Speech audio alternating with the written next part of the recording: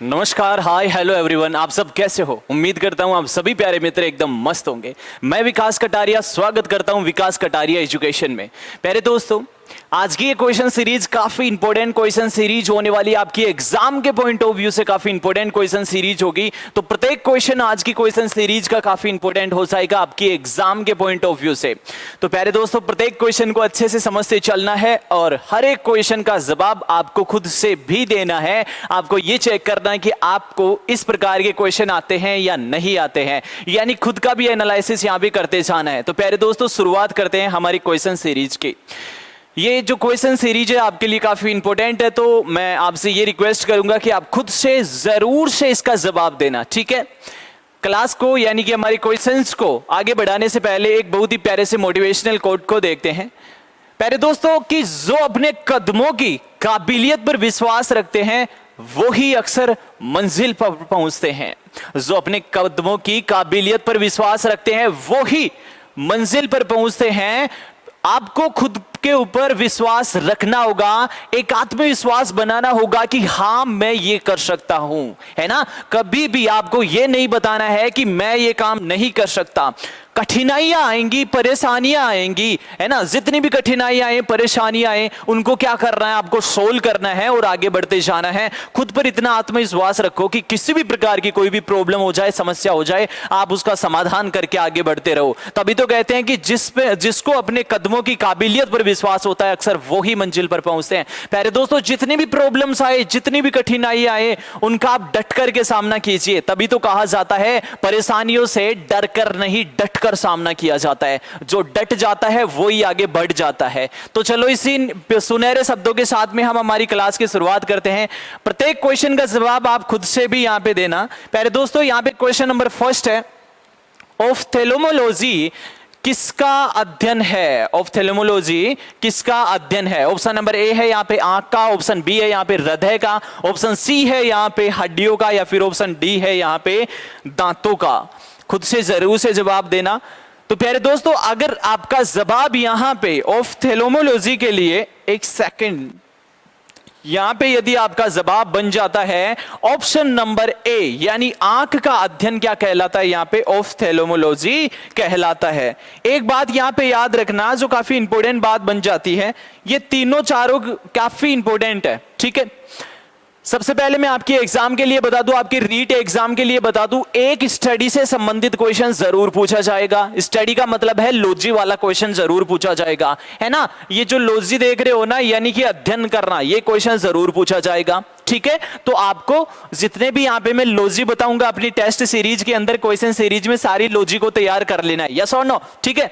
तो यहां पे ऑफ्थेल्मोलॉजी का मतलब होता है आंख का अध्ययन। आगे देखते हैं। आगे हृदय की यदि मैं बात करूं तो हृदय को बोला जाता है कार्डियोलॉजी, ठीक है। कार्डियोलॉजी का मतलब होता है भैया हृदय का अध्ययन। ओके, नेक्स्ट देखिए, हड्डियों का अध्ययन, हड्डियों के अध्ययन को बोला जाता है ओस्टियोलॉजी। क्या हो गया? ओस्टियोलॉजी। ओस्टियोलॉजी का मतलब होता है हड्डियों का अध्ययन। क्लियर? क्लियर। चलो आगे बात करते हैं। दांतों के अध्ययन को बोला जाता है ओडोंटोलॉजी। ओडोंटोलॉजी, ठीक है। सॉरी। तो चारों के चारों आपको याद रखना है भैया। ऑफ्थेल्मोलॉजी के लिए क्वेश्चन पूछेगा तो बता देना आंख के लिए होता है, हृदय के लिए पूछेगा तो भैया कार्डियोलॉजी होता है, और हड्डियों के लिए पूछेगा तो ऑस्टियोलॉजी होता है। और ऐसे ही दांतों के लिए पूछेगा तो ओडोंटोलॉजी राइट आंसर चला जाएगा। अरे यस और नो, बात समझ पाए ना, ले पाए ना चीजों को, ठीक है। आगे बढ़िए। नेक्स्ट आपका क्वेश्चन बन जाता है क्वेश्चन सेकंड। क्वेश्चन सेकंड बोल रहा है कि भैया अंडाणु शुक्राणु का निर्माण किस विभाजन का परिणाम है? काफी इंपोर्टेंट क्वेश्चन। सबसे पहले तो इसे कर दो ट्रिपल स्टार मार्क, ठीक है। ये क्वेश्चन क्यों इंपोर्टेंट बन जाता है भैया? टेट एग्जाम के पॉइंट ऑफ व्यू से तो काफी गजब का एक क्वेश्चन बन जाता है, क्योंकि इसका जवाब वही दे पाएगा जो अच्छे से पढ़ रखा है। और एग्जामिनर को पता है कि भैया कौन सा क्वेश्चन तो बच्चा गलत करेगा और कौन सा क्वेश्चन है जो डायरेक्ट आंखें मीच कर भी आंसर दे सकता है। तो इस प्रकार के क्वेश्चन अक्सर एग्जाम के अंदर पूछ लिए जाते हैं। क्वेश्चन क्या बोल रहे हैं? बोले कि अंडाणु और शुक्राणु का निर्माण किस विभाजन का परिणाम होता है। अगर पूछना होता तो डायरेक्ट ये भी तो पूछ सकता था, मानव शरीर की कोशिकाओं का निर्माण किस विभाजन के द्वारा होता है। तो ये क्वेश्चन तो सभी को आता है, एकदम इजी होता है। इसलिए इस क्वेश्चन को थोड़ा सा हमारी जो ये अंडाणु शुक्राणु कोशिकाएं हैं उनके द्वारा इस बेसिस पे इस क्वेश्चन को पूछा है। इंपॉर्टेंट बन गया ना, ठीक है। यहां पे देखो ऑप्शन नंबर ए है असूत्री विभाजन, ऑप्शन बी है यहां पे समसूत्री विभाजन, ऑप्शन सी है यहां पे अर्धसूत्री विभाजन, या फिर ऑप्शन नंबर डी है यहां पे सभी। बता दीजिए इसका आंसर। अपना अपना आंसर जैसे कि मैंने बताया कि जरूर से आप क्लिक करना, यानी कि जरूर से आप जवाब देना, ठीक है। देखिए अंडाणु और शुक्राणु के विभाजन के लिए पूछेगा। अब एक विभाजन से संबंधित इंपॉर्टेंट क्वेश्चन ये, इससे रिलेटेड मैं और भी क्वेश्चन बताता हूं। जो भी मैं कॉन्सेप्ट बताऊं उसको माइंड में सेट कर लो, इससे अलावा क्वेश्चन नहीं जाएगा और हर एक क्वेश्चन का जवाब भी आप दे पाओगे, ठीक है। तो जो मैं बताऊं उसको सेट कर लेना। भैया देखो हमारे मानव शरीर की मैं बात कर रहा हूं, मानव की, समझते जाना पूरी बातों को। कितने गुणसूत्र पाए जाते हैं आप सभी को बताए, बोले सर हमारा जो शरीर है वो द्विगुणित है, द्विगुणित कोशिकाओं से मिलकर के बनता है।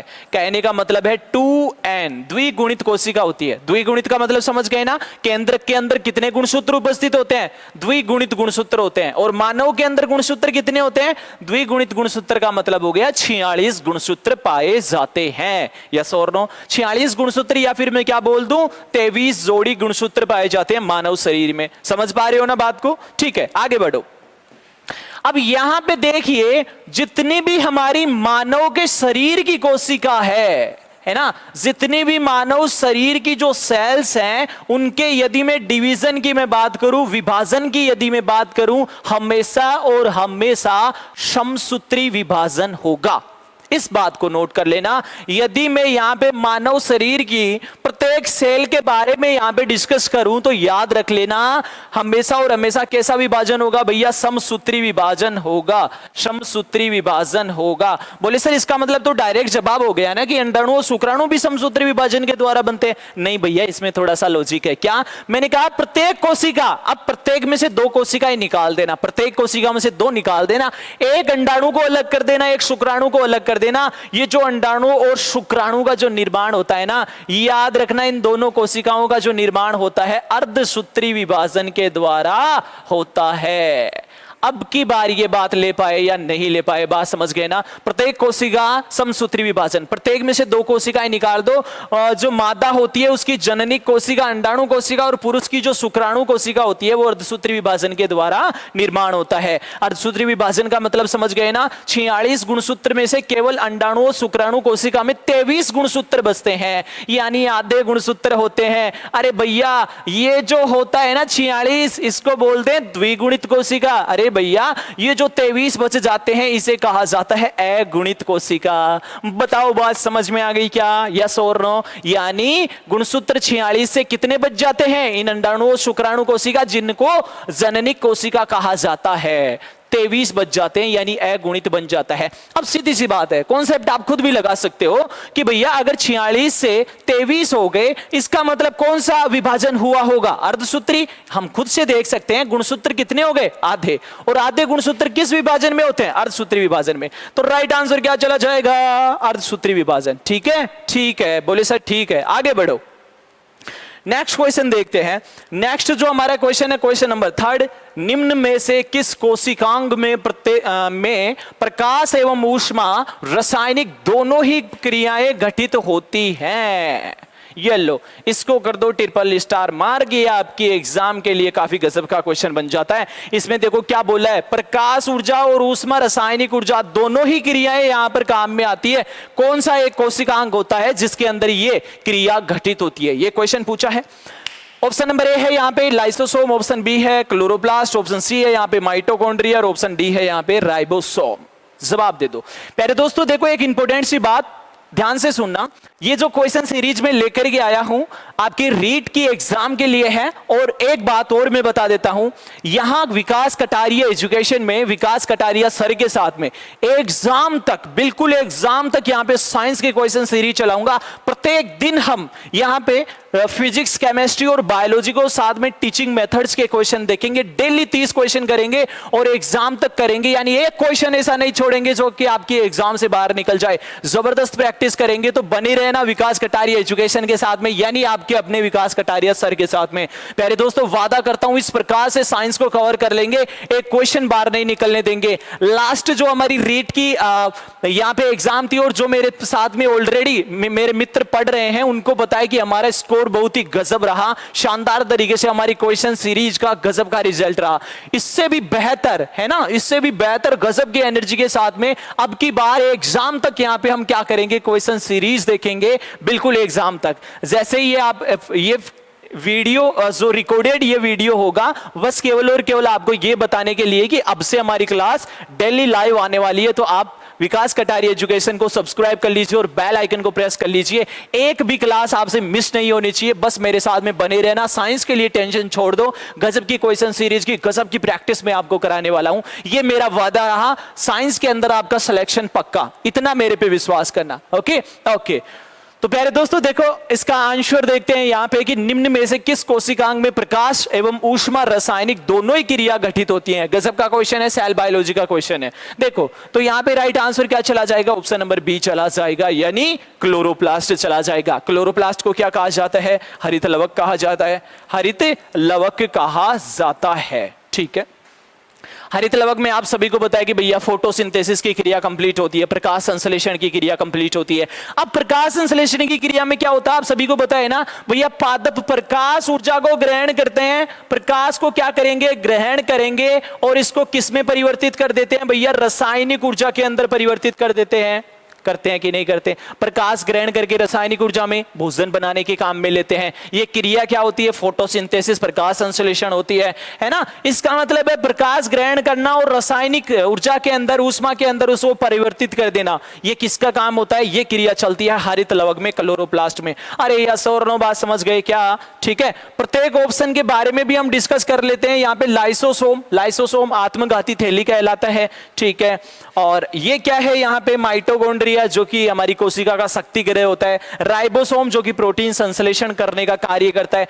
बहुत ही एक्सप्लेन तरीके से यहां पे समझेंगे, हर एक ऑप्शन को मैं काफी गजब तरीके से समझाता हूं। इतना ही नहीं बताता, वो सारी बातें उन ऑप्शन से संबंधित बताता हूं जो कि एकदम एग्जाम के टचेबल होता है। यहां पे रिकॉर्डेड क्लास है, ज्यादा लंबी नहीं मुझे बनानी है, केवल आपको ये इंफॉर्मेशन देने के लिए ये क्लास रखा हूं कि भैया यहां पे हमारी क्लास शुरू हो चुकी है, तो आप यहां पे जुट जाइए और प्रत्येक दिन आपकी लाइव क्लास होगी, तो उसके साथ में आपको प्रत्येक क्लास का प्रत्येक क्वेश्चन समझते जाना, यस और नो। चलो आगे क्वेश्चन देखते हैं।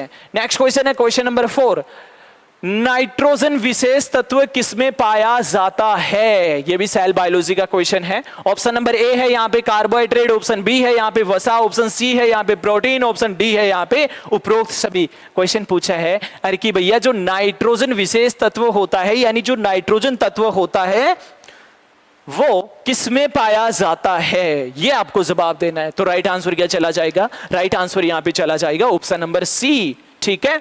ऑप्शन सी क्यों चला गया, क्योंकि आप सभी को पता है जो प्रोटीन होते हैं वो एमिनो एसिड से मिलकर के बनते हैं। किससे बनते हैं, एमिनो एसिड से मिलकर के बनते हैं। और एमिनो एसिड की आपको स्ट्रक्चर तो पता होगी, इसमें क्या पाया जाता है, एक तो कार्बोक्सिलिक ग्रुप पाया जाता है और दूसरा एक ग्रुप और पाया जाता है जिसे कहते हैं एमिनो समूह। कौन सा समूह है, एमिनो समूह पाया जाता है, एमिनो ग्रुप पाया जाता है। और इस एमिनो ग्रुप में क्या पाया जाता है, सीधी सी बात है सर, एमिनो ग्रुप है, इसका मतलब यहां पे क्या पाया जाएगा, नाइट्रोजन पाया जाएगा। अरे यस और नो बात समझ गए क्या, ठीक है।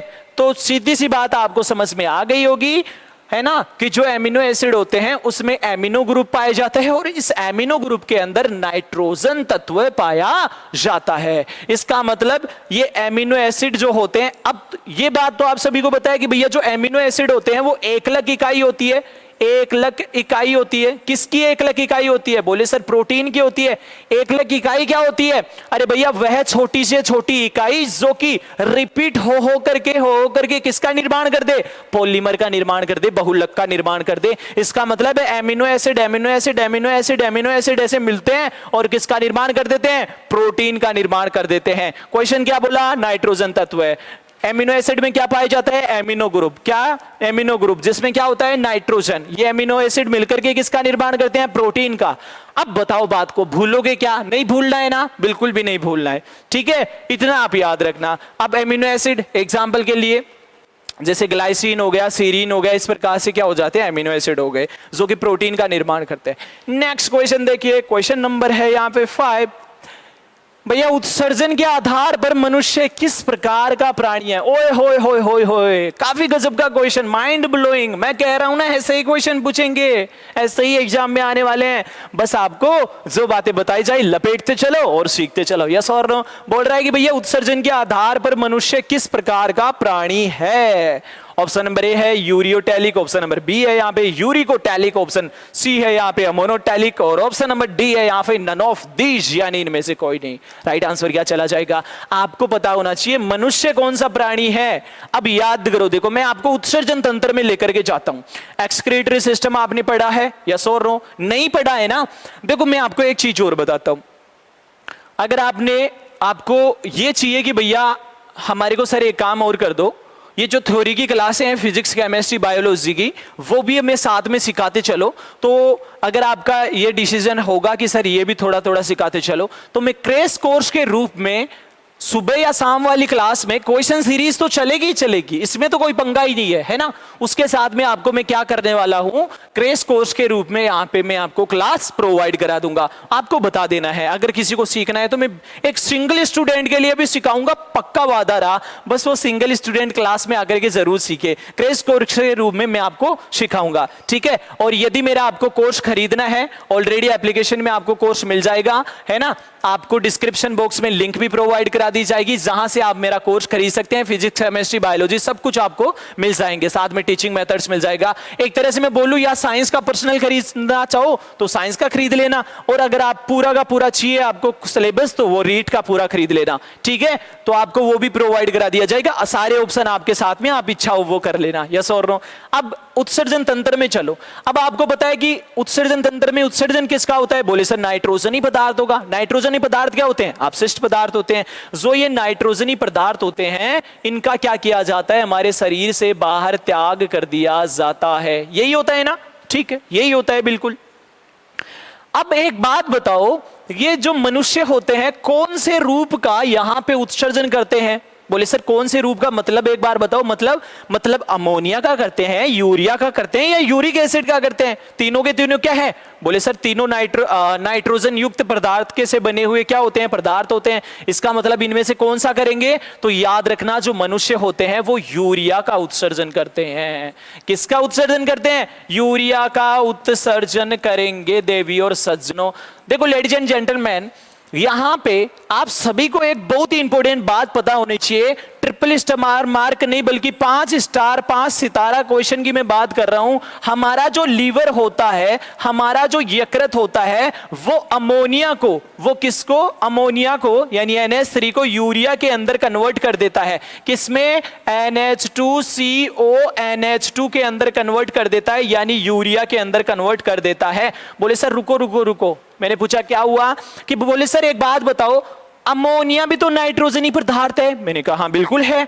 तो बोले सर आप कह रहे हो कि नाइट्रोजनी पदार्थों का मनुष्य के शरीर से त्याग कर दिया जाता है, तो अमोनिया को डायरेक्ट ही त्याग कर दो ना, यूरिया में क्यों कन्वर्ट कर रहे हो, क्यों एनर्जी वेस्ट कर रहे हो? तो भैया सुनो, अब देखो मनुष्य के पास एक विशेषता होती है, क्या?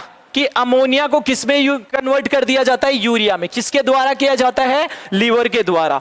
अमोनिया को शरीर से बाहर त्यागने के लिए बहुत सारे पानी की आवश्यकता होती है। क्या होती है? बहुत सारे पानी की आवश्यकता होती है। ये बहुत ज्यादा विषैला पदार्थ होता है, इसलिए बहुत ज्यादा पानी की आवश्यकता होगी इसको हमारी बॉडी से बाहर त्यागने के लिए। तो बोले सर इसमें दिक्कत क्या है? अरे भैया दिक्कत ये है कि मनुष्य अब ऐसा तो है नहीं कि उस बाहुबली की तरह जैसे शिवलिंग उठा रखा था, वैसे कोई हम पानी का कैंपर वगैरह या पानी का टैंक लेकर के साथ चलते हैं कि ठीक है भैया ये टैंकर तो केवल और केवल हमारे अमोनिया पदार्थ को बाहर निकालने के काम में आएगा। ऐसा सीन तो होता नहीं है। इतू सा हम पानी पीते हैं, उसमें से भी हमारे को क्या बहुत सारी क्रिया एक्टिविटी करने के काम में आ जाता है। यस और नो? उसमें से अमोनिया को उत्सर्जन कर पाना थोड़ा सा मुश्किल आ जाता है। यस और नो? ठीक है, तो अमोनिया को बाहर उत्सर्जित करने के लिए ज्यादा पानी की आवश्यकता होती है। ज्यादा पानी हमारे पास है नहीं, क्योंकि हम ऊंट है नहीं। यस और नो? तो उसमें क्या होता है भैया, यूरिया में कन्वर्ट कर दिया जाता है। अब इतना समझ में आ गया होगा कि भाई यूरिया में कन्वर्ट किया गया है, ये कम विषैला पदार्थ होता है। एक तो ये सुन लो, यूरिया कम विषैला होता है और साथ में इसको त्यागने के लिए बहुत कम पानी की आवश्यकता होती है। इसलिए जो मनुष्य होता है वो यूरिया का उत्सर्जन करता है। बताओ पूरा कॉन्सेप्ट समझ में आया कि नहीं आया? एक बात सुन लेना, बात पे फोकस करना, आंसर पे मैं जाता हूं। यूरिया का उत्सर्जन करने वाले जीवों को कहा जाता है यूरियोटैलिक। अब ऑप्शन ढूंढ लो, यूरियोटैलिक। ये लो भैया, यूरियोटैलिक ऑप्शन नंबर ए सही आंसर चला जाएगा। यूरिया का उत्सर्जन करने वाले यूरियोटैलिक हो गए। अरे यस और नो, ठीक है ठीक है। जैसे जो मेंढका होता है ना, मेंढका एम्फीबिया वर्ग का, वो साथ में जो कैंचुआ होता है वो भी क्या होते हैं? यूरियाटैलिक होते हैं, यूरिया का उत्सर्जन करते हैं। यूरिकोटैलिक वो होते हैं जो यूरिक एसिड का उत्सर्जन करते हैं। यूरिक एसिड है ना, यूरिक एसिड का उत्सर्जन करते हैं। जैसे जैसे भैया उड़ने वाले कीट, और साथ में कौन? उड़ने वाले पक्षी, ये भी क्या करते हैं? यूरिक एसिड का उत्सर्जन करते हैं। सबसे ज्यादा कम चाहिए पानी की मात्रा इसको उत्सर्जन करने के लिए, यूरिक एसिड को। और बात समझ में आगी के आगी तो फिर आगे बढ़ो। अमोनोटेलिक कौन होते हैं? अमोनोटेलिक वो होते हैं जो अमोनिया का उत्सर्जन करते हैं। फॉर दी एग्जाम्पल याद रखना, जो जलीय जीव होते हैं जैसे मछली, एक्वेटिक, जैसे मछली एक्वेटिक जीव, ठीक है। जैसे मगरमच्छ भी जो होता है ना, वो भी क्या करता है? यहाँ पे अमोनोटेलिक होता है, अमोनिया का उत्सर्जन करता है। बोलो बात समझ में आ गई क्या? सारे फंडे क्लियर हो जाने चाहिए। मैंने एक क्वेश्चन नहीं 5-4 क्वेश्चन लपेट दिए हैं और आप भी लपेट लो इनको। नेक्स्ट क्वेश्चन पे चलते हैं, क्वेश्चन नंबर 6। निम्न में से कौन सा हाथ की हड्डी नहीं है? सिंपल सा क्वेश्चन है, डायरेक्ट आंसर देकर के आगे बढ़ो। ऑप्शन ए है ह्यूमरस, ऑप्शन बी है यहाँ पे रेडियस अल्ना, और ऑप्शन सी है यहाँ पे टार्सल्स, और ऑप्शन नंबर डी है फैलेंजेस। लेडीज एंड जेंटलमैन, देवी और सज्जनों, भाई और बहनों, इसका जवाब क्या हो जाएगा? ऑप्शन नंबर, यहाँ पे देखो हाथ की हड्डी नहीं है पूछा है। ह्यूमरस हाथ की हड्डी होती है, सबसे बड़ी हाथ की अस्थि होती है, कंधे से लेकर के कोहनी तक की, है ना, एक ही होती है संख्या के अंदर। ये एक वाली जो अस्थि हो गई वो ह्यूमरस अस्थि, इसका मतलब हाथ की है। रेडियस और अल्ना, अरे भैया ये यहां जो इसकी तरफ अंगूठे की तरफ छोटी वाली रेडियो चिट्टूली की तरफ ये हो जाती है अल्ना, तो ये भी भैया हाथ की होती है। टार्सल्स की मैं बात करूं, टार्सल्स की मैं बात करूं तो टार्सल्स किस में पाई जाती है? ये पैर में पाई जाती है, पैर में पाई जाने वाली होती है। पैर में कहां सी? आपका देखो इस प्रकार से आपका ये पैर हो गया, बड़ा सुंदर सा ये आपका बहुत ही प्यारा सा पैर हो गया, यहां पे पाई जाती है ये टार्सल। संख्या में कितनी होती है? संख्या के अंदर पाई जाती है 7। क्लियर क्लियर, ठीक है। फैलांजेज का मतलब होता है अंगुला अस्थि, पैर में भी पाई जाती हैं और हाथ में भी पाई जाती हैं, ठीक है ठीक है। नेक्स्ट क्वेश्चन देखो, नेक्स्ट क्वेश्चन है क्वेश्चन नंबर 7। पृथ्वी की सतह पर किसी का भार कितना है? 29.4 न्यूटन। अरे भैया देसी घी वाला क्वेश्चन आ गया।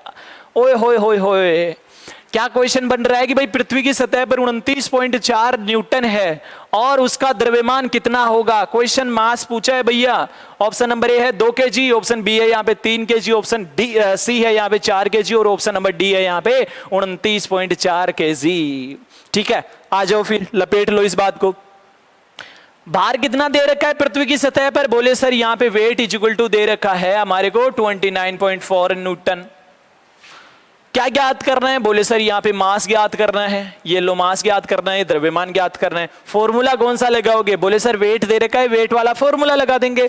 बार क्या होता है? W is equal to M G. M क्या है? मास यानी द्रव्यमान। जी क्या है? गुरुत्वीय त्वरण। आप एक बात बता दो मुझे, जी का मान कितना होता है? बोले सर बच्चे को पता है, कितना होता है? 9.8 मीटर प्रति सेकंड स्क्वायर होता है। अरे यस और नो? जी का मतलब गुरुत्वीय त्वरण। ठीक है ठीक है, क्या ज्ञात करना है? मास। तो सीधा सा फॉर्मूले में पुट कर दो, W is equal to 29.4 newton is equal to द्रव्यमान की जगह द्रव्यमान रख दो, जी का मान 9.8 है, मल्टीप्लाई बाय 9.8। बस अब क्या करना है? ये और ये दोनों भाग में है तो कट कर दो। कितना हो जाएगा? यहां से देखते हैं कितना हो जाएगा। ये 9 3 27, 3 और 27 में से 2 और 4, 8 3 24, 3 यानी 3 kg हो गया पूरा। यस और नो? मैंने मेरी स्टाइल में ज्ञात किया है, आप अपनी अपनी स्टाइल में देख लेना। यस और नो? ठीक है, तो 3 kg यहां पे राइट आंसर आ जाने वाला है। क्लियर क्लियर, ओके चलो आगे बढ़ो। नेक्स्ट क्वेश्चन देखिए, क्वेश्चन नंबर यहां पे 8 है कि अग्नाशय की बीटा कोशिकाओं के द्वारा स्रावित हार्मोन है? काफी गजब का क्वेश्चन है भैया, यहां से क्वेश्चन पूछा जाने वाला है, इंपॉर्टेंट क्वेश्चन बन जाता है। ऑप्शन नंबर ए है यहां पे इंसुलिन हार्मोन, ऑप्शन बी है यहां पे ग्लूकागोन हार्मोन, और ऑप्शन सी है यहां पे अग्नाशय रस, और ऑप्शन डी है यहां पे थायरोक्सिन हार्मोन। क्या क्वेश्चन चला, क्या राइट आंसर चला जाएगा? देखिए कहां से पूछा है, अग्नाशय की बीटा कोशिकाओं से पूछा है, ठीक है। और क्या पूछा है कि कौन सा हार्मोन स्रावित होता है, ठीक है। राइट आंसर क्या चला जाएगा? ऑप्शन नंबर ए चला जाएगा। लगभग आप सभी को पता है, मुझे पता है। आप बस मैं जो सिखाने जा रहा हूं ना वो थोड़ा सा याद रख लेना। लैंगरहैंस की द्वीपिका, लैंगरहैंस द्वीपिका, ये किसका भाग है? ये अग्नाशय का भाग है। आप सभी को पता है अग्नाशय ग्रंथि को मिश्रित ग्रंथि भी कहा जाता है। क्यों कहा जाता है मिश्रित ग्रंथि? क्योंकि ये बहिस्रावी प्रकार की भी होती है और ये अंतःस्रावी प्रकार की भी होती है। एंडोक्राइन और एक्सोक्राइन दोनों प्रकार की होती है। एक्सोक्राइन क्यों होती है? क्योंकि एंजाइम का स्त्रावण करती है, यस और नो, रसायन का स्त्रावण करती है। और एंडोक्राइन यानी अंतःस्रावी क्यों होती है? क्योंकि ये क्या करती है? हार्मोन का स्रावण करती है। अब मेरी बात सुन लेना, हार्मोन के रूप में जो भाग अग्नाशय का स्रावण करता है उसे कहते हैं लैंगरहैंस की द्वीपिका, ठीक है। इससे क्या स्रावित होता है? हार्मोन। इसमें कुछ कोशिकाएं पाई जाती हैं अल्फा बीटा, इस प्रकार से कोशिकाएं पाई जाती हैं जो कि क्या करती हैं? हार्मोन का स्रावण। अल्फा बीटा गामा वो कोशिकाएं हार्मोन का स्रावण करती हैं। बाकी इसका लैंगरहैंस की द्वीपिका के अलावा एक भाग आ जाता है एसिनाई पार्ट। एसिनाई जो पार्ट होता है वो 98% भाग इसका स्त्राव करता है, अग्नाशय रस स्त्राव करता है। बाकी 1 से 2% इसका हार्मोनल भाग आ जाता है। तो जो अल्फा कोशिका होती है वो ग्लूकागोन नामक हार्मोन का स्रावण करती है। किसका? ग्लूकागोन नामक जो हार्मोन होता है उसका स्रावण किया जाता है। जबकि बीटा कोशिकाओं के द्वारा किसका? इंसुलिन हार्मोन का स्रावण किया जाता है। एक होती है गामा कोशिका जो कि सोमेटोस्टेटिन नामक हार्मोन का स्रावण करती है। यस और नो? पूरी बात समझ में आ गई ना? ठीक है, चलो फिर बात समझ में आ गई तो आगे बढ़िए। क्वेश्चन नंबर 9 है यहाँ पे, प्रतिरक्षी या प्रतिरक्षी पिंड का निर्माण किस एक रक्त प्रोटीन द्वारा किया जाता है? कतई जहर, कतई जहर। मजा आ गया।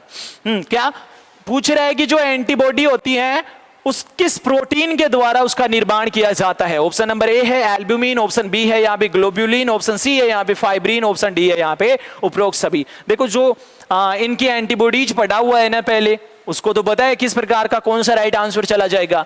राइट आंसर चला जाएगा ऑप्शन नंबर बी यानी ग्लोब्यूलिन प्रोटीन, यहाँ पे राइट आंसर। आपने ये देखा होगा एंटीबॉडीज को तो कुछ होती हैं जैसे IgE, IgM, है ना, IgM, इस प्रकार के कुछ एक एग्जाम्पल IgG एंटीबॉडीज आपने पढ़ी होगी ना। ये जो एंटीबॉडीज के अंदर यहाँ पे ये देख रहे हो ना इम्यूनोग्लोब्यूलिन, ये प्रोटीन होती है। कौन सी प्रोटीन हो गई? ग्लोब्यूलिन। ये हो गया इम्यूनोजी ग्लोब्यूलिन प्रोटीन और ये प्रकार हो गए उस एंटीबॉडी के, ठीक है। हाँ, तो आगे से याद रखना ग्लोब्यूलिन जो प्रोटीन होती है भैया जो एंटीबॉडी का निर्माण करती है, प्रतिरक्षी पिंड का निर्माण करती है। एक होती है ग्लोबिन प्रोटीन, ग्लोबिन, ठीक है। अब इस ग्लोबिन के लिए बिल्कुल भी कंफ्यूज मत हो जाना, ये हीमोग्लोबिन की प्रोटीन होती है, हीमोग्लोबिन की, यस और नो, ठीक है। चलो फिर नेक्स्ट क्वेश्चन देखते हैं, क्वेश्चन नंबर 10, ग्लाइकोलाइसिस। शानदार क्वेश्चन।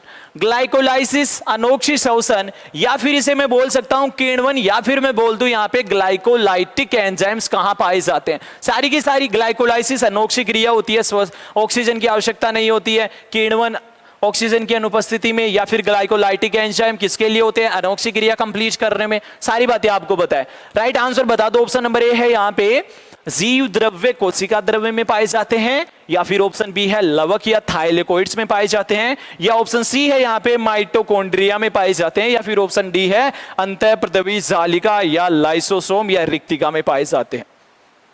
क्वेश्चन स्टैंडर्ड है।